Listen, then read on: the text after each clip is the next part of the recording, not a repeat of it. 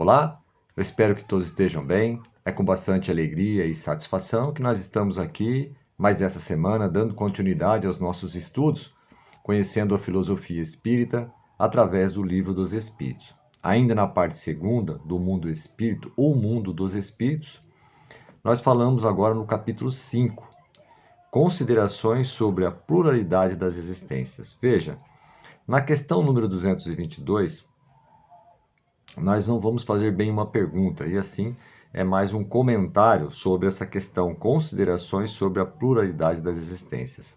Então nós vamos, como é um comentário longo, nós vamos fracionar este comentário e ao longo das próximas semanas vamos falando um pouquinho desse extenso comentário que trata especificamente da pluralidade das existências, que é um tema extremamente importante, que tem tudo a ver com a doutrina espírita, sobre a questão da reencarnação. Então vamos lá, começa assim a questão 222. Não é novo, dizem alguns, o dogma da reencarnação. Ressuscitaram-no da doutrina de Pitágoras. Nunca dissemos ser de invenção moderna a doutrina espírita, constituindo uma lei da natureza. O espiritismo há de ter existido desde a origem dos tempos e sempre nos esforçamos por demonstrar que dele se descobrem sinais na antiguidade mais remota, ou seja, praticamente desde quando se conhece o mundo, onde já começou ali a sociedade dos homens, isso já existia esse pré-sentimento, essa pré-intuição da existência da vida futura, Pitágoras, como se sabe, não foi o autor do sistema da metempsicose. Ele o acolheu dos filósofos indianos e dos egípcios, que o tinham desde tempos imemoriais. A ideia da transmigração das almas formava, pois, uma crença vulgar, aceita pelos homens mais eminentes. De que modo a adquiriram? Por uma revelação ou por intuição? Ignoramo-la, seja, porém, como for. O que não padece dúvida é que uma ideia não atravessa séculos e séculos, nem consegue impor-se à inteligência de Skoll se não contiver algo de sério. Inteligência de Skoll aqui significando que na sociedade eram pessoas consideradas gabaritadas, pessoas de alto nível. Então, ou seja, nenhum conceito, nenhuma ideia, ela permanece se não realmente ela não tiver algo por detrás ali que dê sustentação àquela ideia. É nesse sentido que ele trouxe esse ponto. Assim, a ancianidade desta doutrina, em vez de ser uma objeção, seria prova a seu favor. Contudo, entre a metempsicose dos antigos e a moderna doutrina da reencarnação, há, como também se sabe, profunda diferença, assinalada pelo fato de os espíritos rejeitarem de maneira absoluta a transmigração da alma do homem para os animais e reciprocamente. Aqui nós vamos fazer uma pausa só para a gente não estender muito e começarmos a capturar um pouco deste comentário da pluralidade da existência. Veja, a reencarnação ela não é uma particularidade apenas da doutrina espírita. Nós sabemos que várias religiões já tinham como sua crença pré-concebida a reencarnação, ou seja, a possibilidade de você viver em várias, ter várias vidas, quer dizer, existir em vários corpos, Agora o ponto aqui que a gente entende da metempsicose é que onde ele fala nessa linha final, que é a transmigração da alma do homem para os animais e reciprocamente. Esse é um ponto que a nossa doutrina espírita entende, que dado que pelo processo da lei da reencarnação, o espírito criado por Deus de forma simples e ignorante, ele progride. Então, nós, pela doutrina espírita, entendemos que se o espírito progride, ou seja, ele não pode ser, uma vez que você atingiu ali a existência num corpo humano, ele não vai regredir a um corpo de um animal, de um vegetal. Esta é um ponto importante a ser aqui separado. A doutrina espírita nos traz, dentro da nossa filosofia, que se nós somos espíritos criados por Deus de forma simples e ignorante, na medida que nós vamos passando por várias experiências, nós vamos evoluindo. Então, se nós já atingimos essa condição de estar no corpo de um humano, nós não retrogradaremos. Por quê? Porque é a lei do progresso, tá? Então, esse é um ponto importante. Seguindo aqui na leitura. Portanto, ensinando o dogma da pluralidade das existências, Os espíritos renovam uma doutrina que teve origem nas primeiras idades do mundo e que se conservou no íntimo de muitas pessoas até os nossos dias.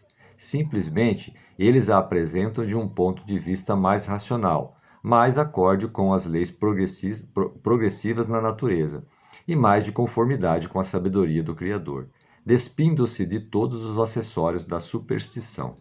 Circunstâncias dignas de nota que não só neste livro os Espíritos a ensinaram, no decurso dos últimos tempos, já antes da sua publicação, numerosas comunicações da mesma natureza se obtiveram em vários países, multiplicando-se depois consideravelmente. Talvez fosse aqui o caso de examinarmos por que os espíritos não parecem todos de acordo sobre essa questão. Mais tarde, porém, voltaremos a este assunto. Então, a busca do conhecimento, né? Paremos aqui mais um pouquinho. Se nós somos seres criados por Deus de forma simples e ignorante, né? Quando nós temos essa questão do questionamento, né? Que é importante, né? Para em qualquer ideia, qualquer conceito, você precisa ter o questionamento para que realmente a ciência avance, a filosofia avance e todas as dúvidas, né? Seja na religião, no campo da moralidade. Então, esse ponto aqui é importante que realmente, né? O questionamento faz com que a gente cresça, faz com que a gente reflita, faz com que a gente pense a respeito, né? Então, a importância, né, de realmente ter essa divergência. A busca do conhecimento traz isso para nós. Quando nós começamos a aprender e começamos a compreender, aprofundar nos temas, é natural aparecer divergências, e isso é saudável, porque as divergências, de fato, né, esclarecem os pontos, né? Então, continuando aqui, examinaremos do outro ponto de vista a matéria e, abstraindo de qualquer intervenção dos espíritos, deixemos-los de lado por enquanto. Suponhamos que esta teoria nada tenha que ver com eles. Suponhamos mesmo que jamais se haja cogitado de espíritos. Coloquemo-nos momentaneamente num terreno neutro, admitindo o mesmo grau de probabilidade para ambas as hipóteses, isto é, a da pluralidade e da unicidade das existências corpóreas. E vejamos para que lado a razão e o nosso próprio interesse nos farão pender.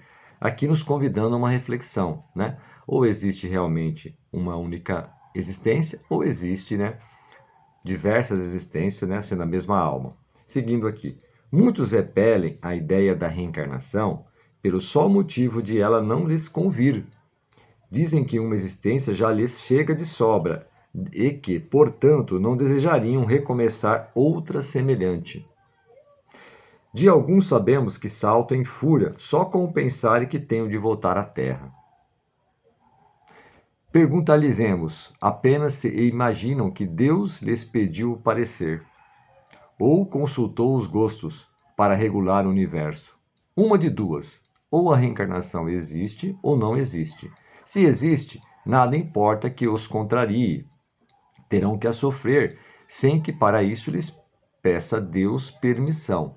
Afiguram-se-nos os que assim não que falam um doente a dizer: sofri hoje bastante, não quero sofrer mais amanhã. Qualquer que seja o seu mau humor, não terá por isso que sofrer menos no dia seguinte, nem nos que se sucederem, até que se ache curado. Consequentemente, se os que de tal maneira se externam tiverem que viver de novo, corporalmente, tornarão a viver, reencarnarão. Nada lhes adiantará rebelarem-se. Quais crianças que não querem ir para o colégio ou condenados para a prisão? Passarão pelo que têm de passar. São demasiado pueris semelhantes objeções para merecerem mais seriamente serem examinadas. Diremos, todavia, aos que a formulam que se tranquilizem que a doutrina espírita, no tocante à reencarnação, não é tão terrível como a julgam, que se a houvessem estudado a fundo, não se mostrariam tão aterrorizados. Saberiam que deles dependem as condições da nova existência, que será feliz ou desgraçada, conforme ao que tiverem feito neste mundo, que desde agora poderão elevar-se tão alto que a recaída no ladaçal lhe seja mais de temer, não lhe seja mais de temer. faremos aqui também novamente uma pausa. Veja, a importância, né, dessa questão nos traz um ponto de reflexão. Todos nós temos o livre-arbítrio. Se nós somos seres criados por Deus de forma simples e ignorantes, nós temos o livre-arbítrio, que é o que nos pauta diante das nossas escolhas e decisões que tomamos. E, obviamente, como nós fazemos nossas escolhas, nós estamos suscetíveis à lei de causa e efeito. Quando nós nos equivocamos porque nós somos seres ignorantes, estamos aprendendo, né? Estamos na escola do aprendizado, evidentemente, quando cometemos um mal que nos prejudica ou prejudica o nosso próximo, temos que fazer a reparação. Mas nós temos o livre-arbítrio e temos condições de aprender. Mesmo assim, de acordo com a nossa capacidade, nível moral e intelectual, tomamos decisões acertadas e seguimos em frente, como foi bem dito aqui. A doutrina espírita nos dá o quê? A lei de causa e efeito. Se nós se nós conduzirmos as nossas vidas de forma ética e responsável, né? E isso pautado pela lei de causa e efeito, que nós fazemos boas escolhas. E o que são essas boas escolhas? Quando nós realmente estamos buscando o amor, buscando a caridade, buscando plantar o bem para colher o bem. Então, quando nós pautamos a nossa existência nesta direção, a doutrina espírita nos parece que a lei da reencarnação faz total sentido, porque o que colheremos na vida futura é o que estamos plantando agora. Se nós hoje estamos numa condição mais difícil, com certeza, né?